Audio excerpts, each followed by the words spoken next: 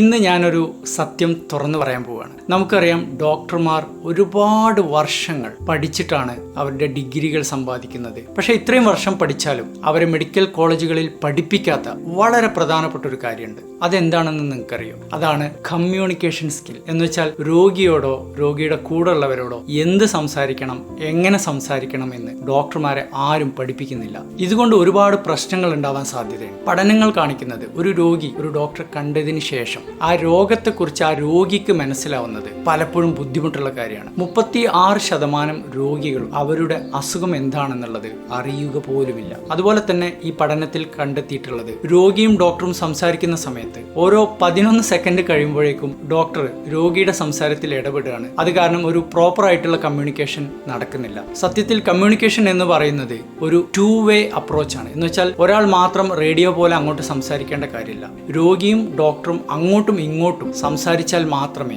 അസുഖത്തിന്റെ കാര്യങ്ങൾ യഥാർത്ഥത്തിൽ മനസ്സിലാവുള്ളൂ. ഇന്ത്യയിൽ നടന്ന മറ്റൊരു പഠനത്തിൽ കാണിക്കുന്നത് 63% രോഗികൾ പറഞ്ഞത് അവർക്ക് അവരുടെ ഡോക്ടറുമായിട്ട് യാതൊരു കണക്ഷനും തോന്നുന്നില്ല എന്നുള്ളതാണ്. എന്ന് വെച്ചാൽ ആ ഡോക്ടറോട് അവർക്കൊരു അടുപ്പം തോന്നുന്നില്ല.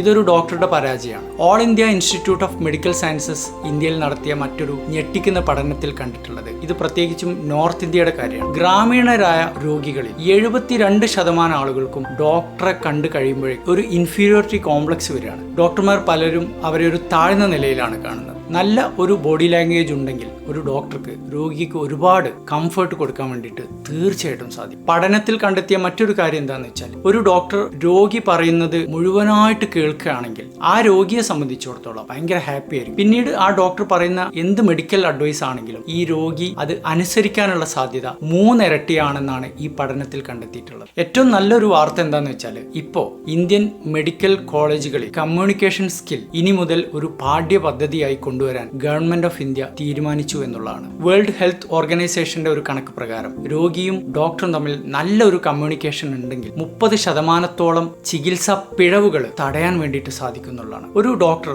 നല്ല രീതിയിൽ കമ്മ്യൂണിക്കേറ്റ് ചെയ്യുന്നുണ്ടെങ്കിൽ, അതല്ലെങ്കിൽ രോഗിയോടോ കൂടെയുള്ളവരോടോ സംസാരിക്കുന്നുണ്ടെങ്കിൽ, നമ്മളിപ്പോൾ പത്രത്തിലും വാർത്തകളിലൊക്കെ കാണുന്ന ഒരുപാട് പ്രശ്നങ്ങൾ, ഡോക്ടർ രോഗി യുദ്ധങ്ങൾ തടയാൻ വേണ്ടിയിട്ട് തീർച്ചയായിട്ടും സാധിക്കും. ഇതിലുള്ള ഒരു പ്രധാന കാര്യം നമ്മൾ മനസ്സിലാക്കേണ്ടതെന്ന് വെച്ചാൽ, ഗവൺമെന്റ് ആശുപത്രികളിൽ ഒരുപാട് തിരക്ക് കാരണം പലപ്പോഴും ഡോക്ടർക്ക് രോഗിയോട് സംസാരിക്കണമെന്ന് വിചാരിച്ചാൽ പോലും അത്രയും സമയം കിട്ടാറില്ല എന്നുള്ളതും നമ്മൾ ഇതിനോട് ചേർത്ത് വായിക്കേണ്ടതാണ്. ചുരുക്കി പറഞ്ഞാൽ, ഡോക്ടർ രോഗി ബന്ധം ചികിത്സയുടെ ഏറ്റവും പ്രധാനപ്പെട്ട ഒരു ഭാഗമാണ്. കമ്മ്യൂണിക്കേഷൻ അതിന്റെ അടിത്തറയാണ്.